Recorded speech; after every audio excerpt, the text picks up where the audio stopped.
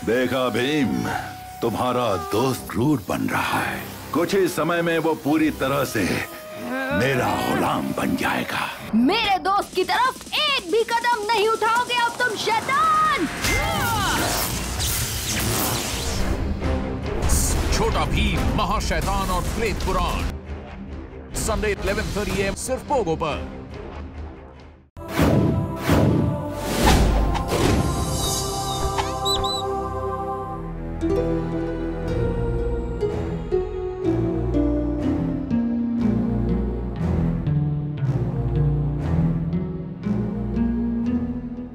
कान्हा, तुम्हारे लिए माखन लाई हूँ।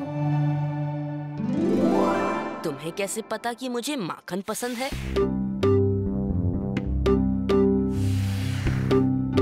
तुम इसे कान्हा नहीं, कृष्ण ही बुलाओ। राधे, तुम भी कुछ माखन चख लो।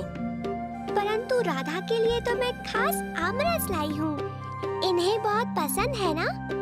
परंतु तुम्हें कैसे पता? हाँ? बलदाऊ ने बताया। और बलदाऊ के लिए?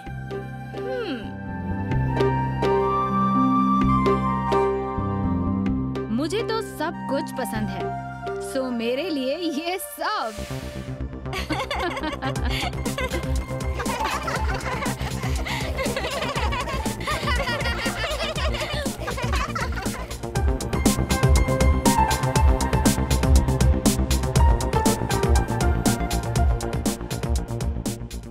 हम आपके अतिथि सत्कार से बहुत प्रभावित हुए आरुम्बी, परंतु अब जब हम यहाँ आ पहुँचे हैं जहाँ हमारा मित्र बंदी बना हुआ है, हम शीघ्र से शीघ्र उसे मुक्त कराना चाहते हैं। ये कार्य इतना सरल भी नहीं। काल वक्र शक्तिशाली ज्यादा है या लोभी या फिर निर्दयी, ये कहना मुश्किल है। पूरी प्रजा उसके अत्याचार तले कराह रही है, परंतु उसे मिले वरदानों की वजह से कोई उसे परास्त नहीं कर पाता। अच्छा, कैसा वरदान? काल वक्र के माता पिता अपने दिन तप साधना में बिता रहे थे। उस समय काल वक्र अपनी माँ की कोख में था। उसकी माँ क्रोध में देवों को श्राप देने ही वाली थी कि देवों ने उनसे क्षमा की भीख मांगी और उन्हें एक वरदान प्रदान किया। मेरी कोख से जन्म लेने वाले पुत्र को अमर होने का वरदान दीजिए देव। जन्म और मृत्यु इस सृष्टि का नियम है देवी, परंतु उसके अंत का कारण स्वयं चुनने का वर मैं आपको प्रदान करता हूँ। कोई और नहीं, केवल वो स्वयं ही अपने अंत का कारण बनेगा।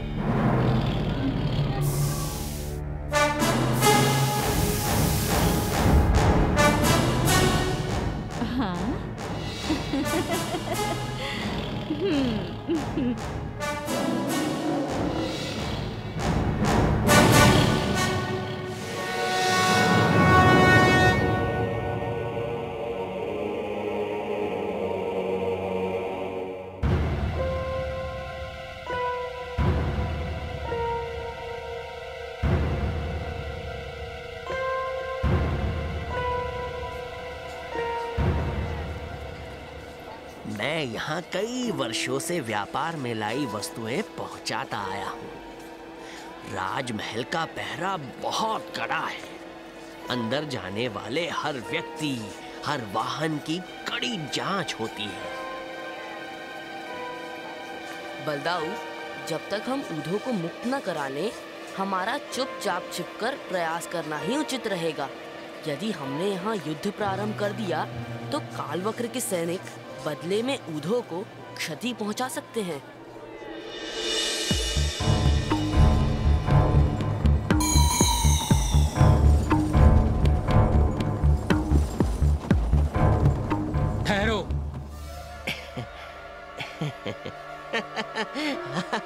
हाँ हाँ, पता है, हमारा तो रोज का व्यापार है।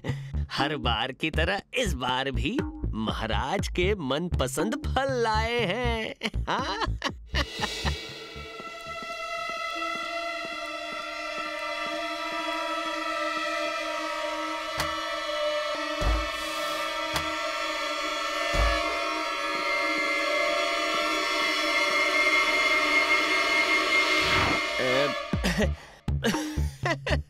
लो, मैं तो भूल ही जाता, आपके लिए भी खास मिठाई लाया हूँ।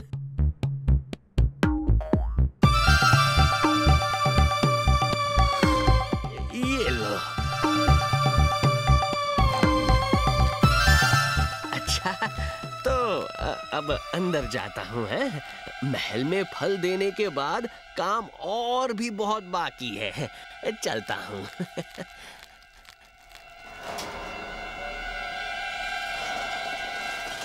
ठहरो।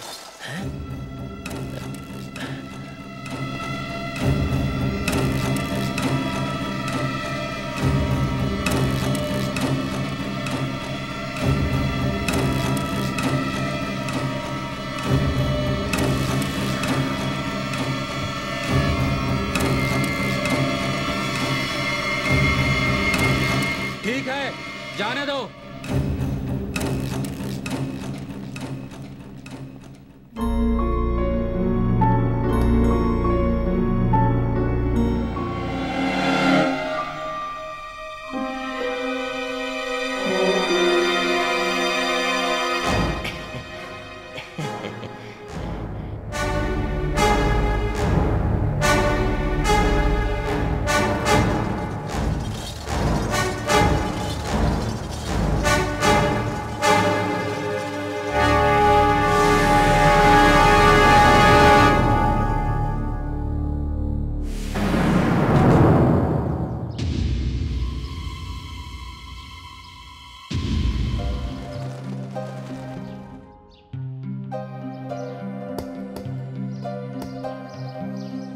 चलो अब आम सब में बांट लें।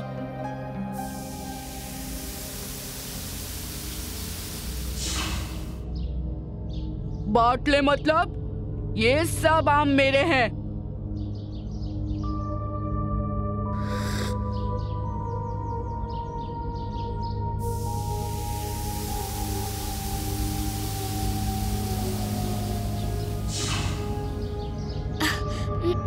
माधो, मुझे क्रोध मत दिला।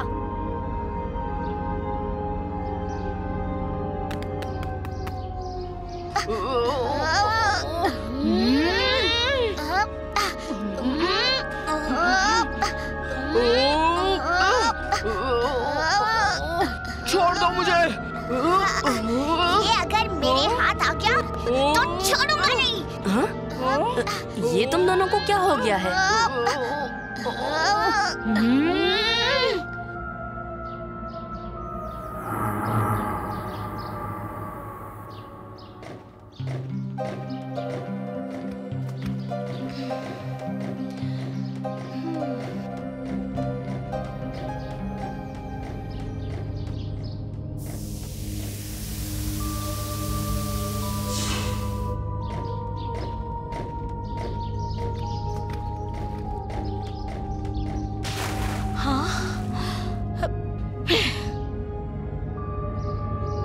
तुम्हारी इन शरारतों से मैं तंग आ गई हूँ। राधे, आज तुम्हें ये क्या हो गया?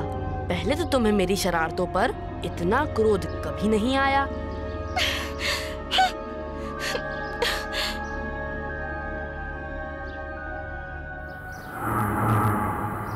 बलदाऊ, आपने ध्यान दिया? जिस भी जगह विवाद खड़ा होता है, ये दोनों नए बालक वहाँ आसपास ही मौजूद होते हैं। हाँ कान्हा, चलो जरा चलकर देखें। भाई क्रोध, मुझे तो बड़ा मजा आ रहा है लोगों को आपस में लड़ता देखकर। हाँ भाई तृष्णा, मुझे भी बहुत बहुत आनंद आ रहा है।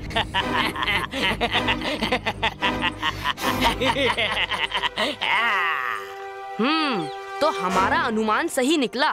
तुम दोनों ने ही अपना बुरा प्रकोप फैलाकर गांव की सुख शांति भंग कर रखी है।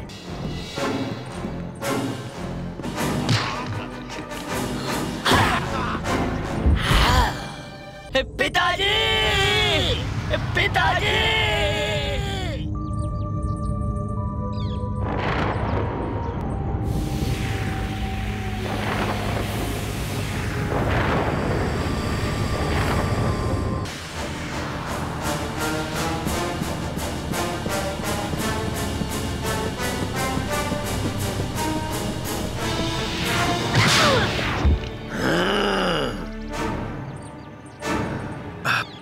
तृष्णा, क्रोधा, मृत्यु लोक वापस लौट जाने में ही हमारी भलाई है।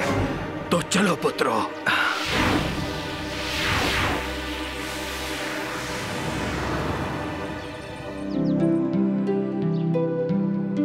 हाँ? कल शाम जब हम यहाँ से गुजर रहे थे तब तो खेत जोता जा रहा था, और अब देखो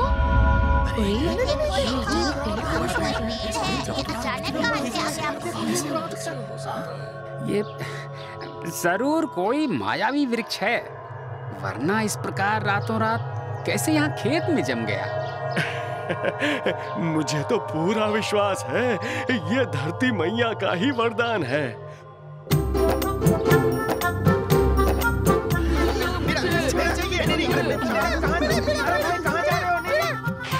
चलो जल्दी से नदी में एक डुबकी लगा लेते हैं, फिर पेड़ की छांव में बैठकर आराम से ये फल खाएंगे।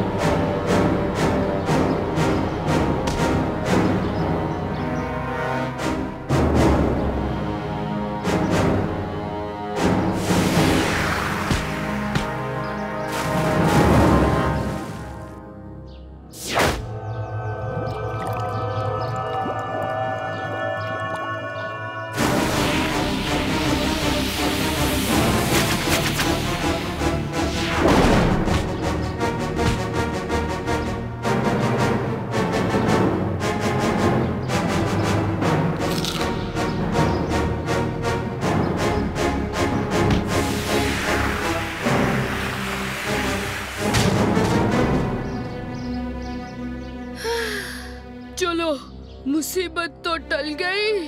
टली नहीं, अभी तो मुसीबत शुरू हुई है। कान्हा, गांव के लगभग सभी लोग हल अपने अपने घर ले गए थे। बलदाऊ, हमें तुरंत वहां पहुंचना होगा। गांव वालों, मायावी वृक्ष के फल के अंदर एक खतरनाक जीव है। फल जिसके घर में भी है, अपने अपने खिड़की दरवाजों से तुरंत बाहर फेंक दो।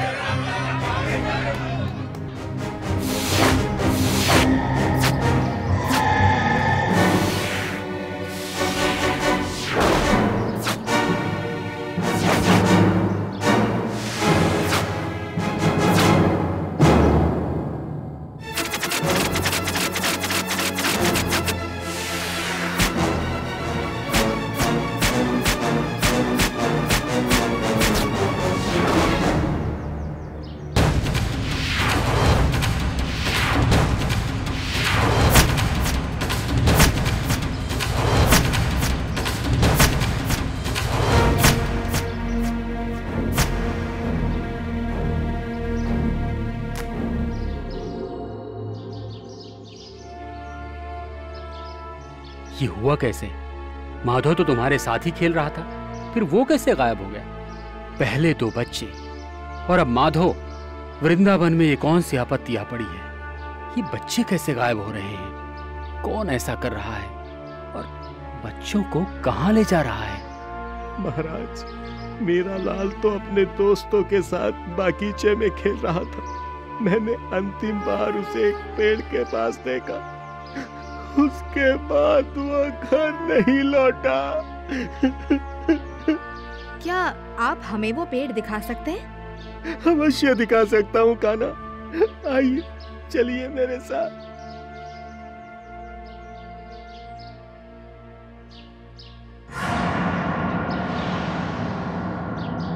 ये वही पेड़ है कान्हा, मैंने उसे यहीं पर देखा था।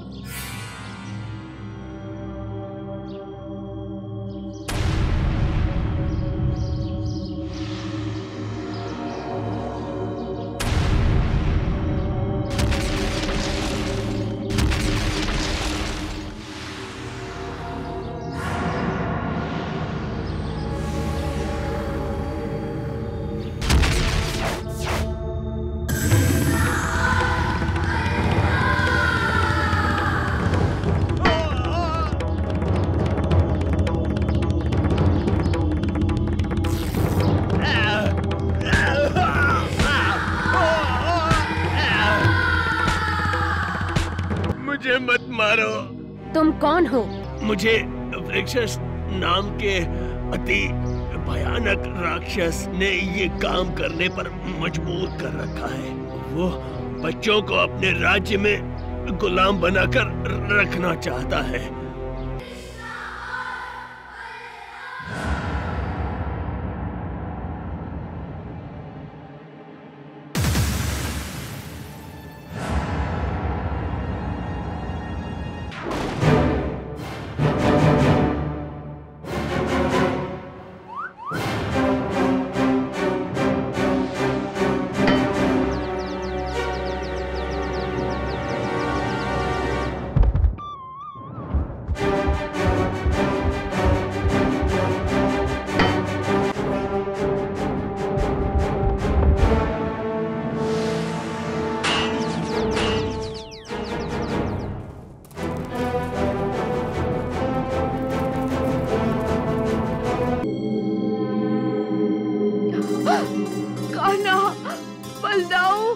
मुझे यकीन था तुम मुझे बचाने जरूर आओगे।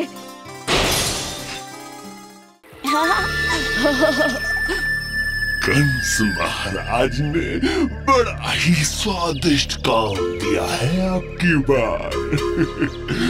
उन्होंने वृंदावन के सारे बच्चों को मेरा भोजन बनाने का आदेश दिया है।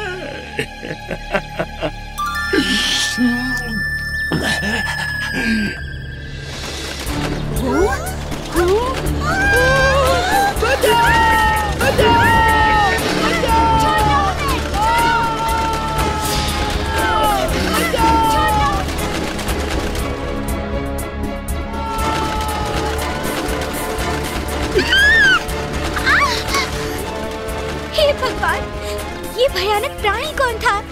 मैं क्या करूं? कन्हैया से ही कहती हूँ। अरे ये राधा को क्या हुआ? ये इतनी डरी हुई क्यों लग रही है? कान्हा, कान्हा, वो तो माधो और श्रीदामा को एक विशाल पक्षी उठा ले गया है। क्या क्या कह रही हो? कहाँ देखा तुमने ये सब? बताऊं? वो मैं यमुना से पानी भरने जब वहाँ पहुँची तो मैंने देखा कि वो भयानक पक्षी उन तीनों को अपने पंजों में दबाए उड़ा जा रहा था। रो मत राधा, हम अपने मित्रों को जरूर बचा लेंगे। चलो हमें बताओ वो किस तरफ उड़ गया।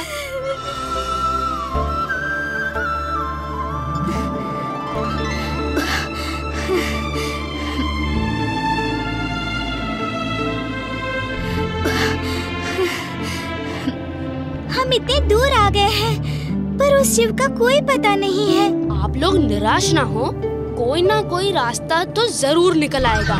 नारायण नारायण। प्रणाम मुनिवर।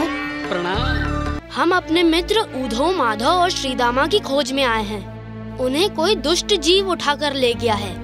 नारायण नारायण। वो जीव वो तो एक विशाल काय गिद्ध है प्रभु। वो तो सागर पार गया है। कान्हा, हम वहाँ तक कैसे पहुँचेंगे? प्रभु, सब आपकी ही कृपा है।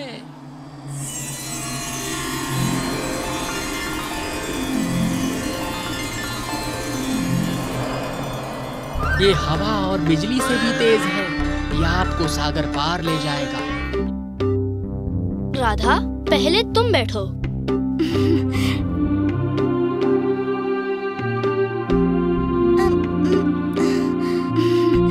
तुम बहुत अच्छे घोड़े हो धवल।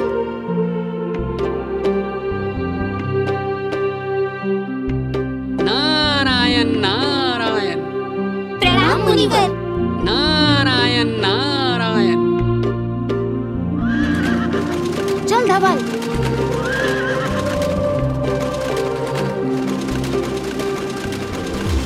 लगता है हम बस पहुंचने ही वाले हैं। लगता है ये वही दो बालक हैं। हे भगवान!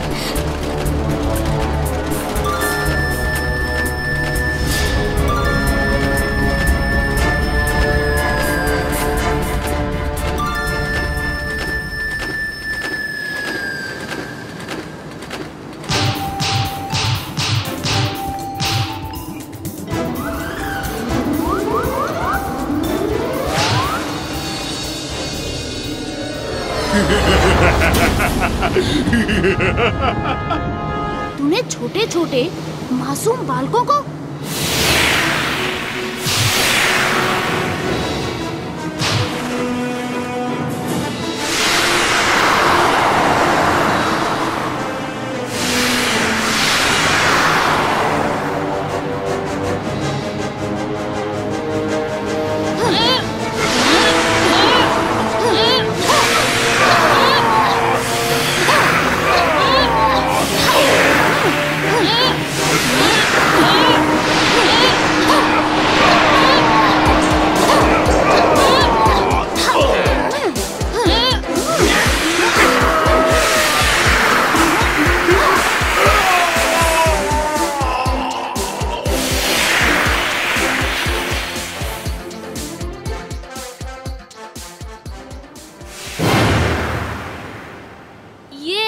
गया। कितना समझाया था इसे, पर इसने एक ना सुनी।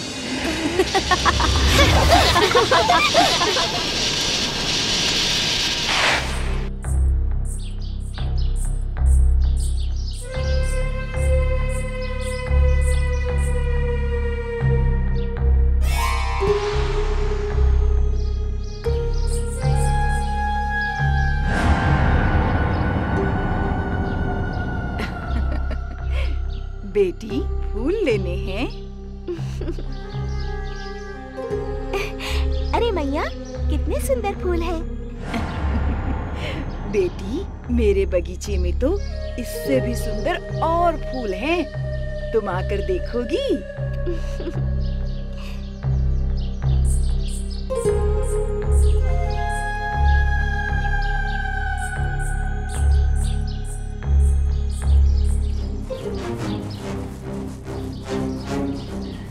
आप दोनों जल्दी आइए, राधा बेटी परेशानी में है। चलिए।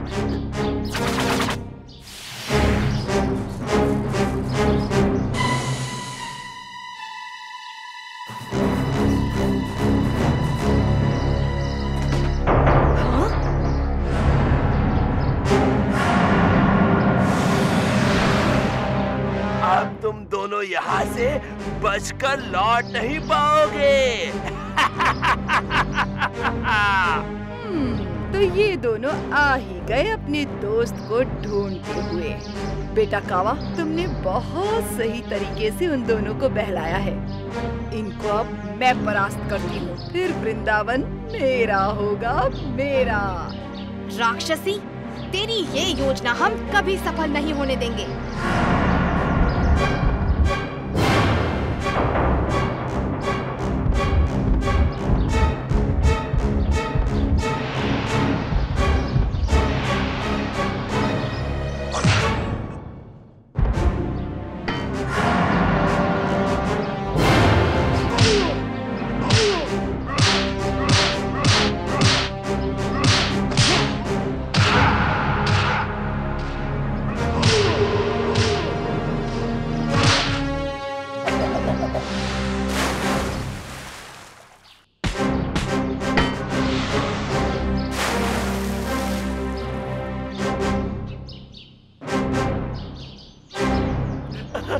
मुझे मत मारो।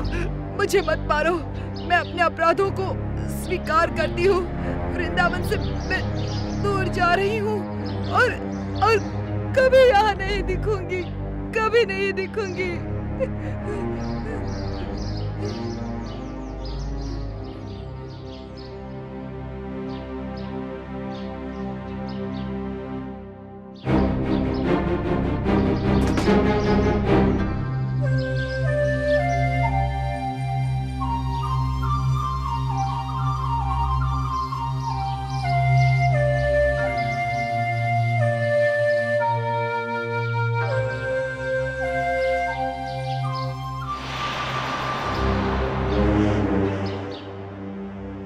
कृष्ण बलराम, मैं अभी जा तो रही हूँ, परंतु ये अंत नहीं है। जल्द ही मैं प्रतिशोध लेने के लिए लौटूंगी, जरूर लौटूंगी। वाह,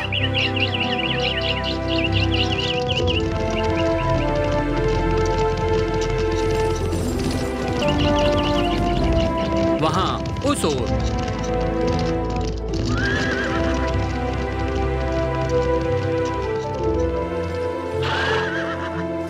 मताली, आप श्री कृष्ण और बलराम के पास तुरंत ही हमारा संदेश ले जाएं। उन्हें कहें कि हम यहाँ भ्रमण के लिए उतरे हैं।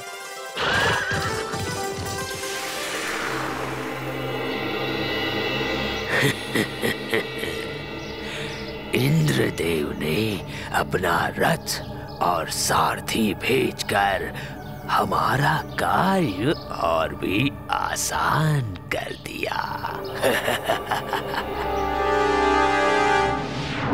साथियों, आक्रमण!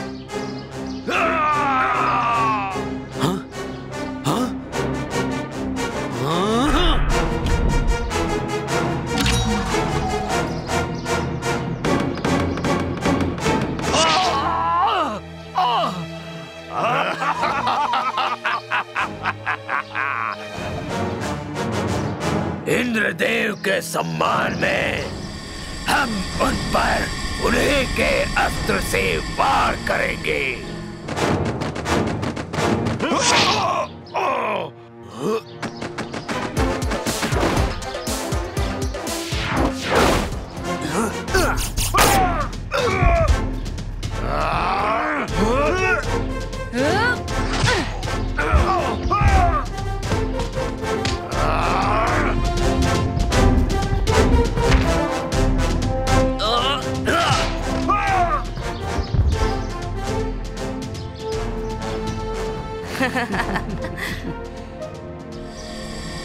इन हवा के फेरों को तोड़ इंद्रदेव को कैसे इससे मुक्त किया जाए? लो, मैं सहायता किए देता हूँ।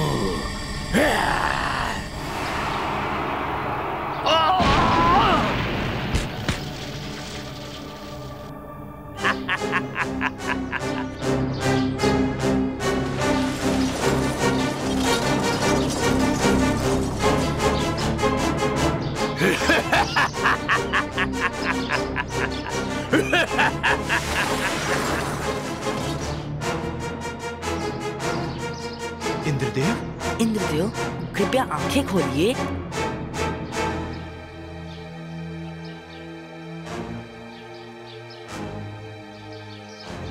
देव अस्त्रों के प्रहार से हुए घाव का उपचार तो केवल देवों के वैद्य धन्वंतरी ही कर सकते हैं। माताली, कृपया आप इसी क्षण देवलोक जाएं और देव वैद्य धन्वंतरी को लेकर तुरंत लौटिए।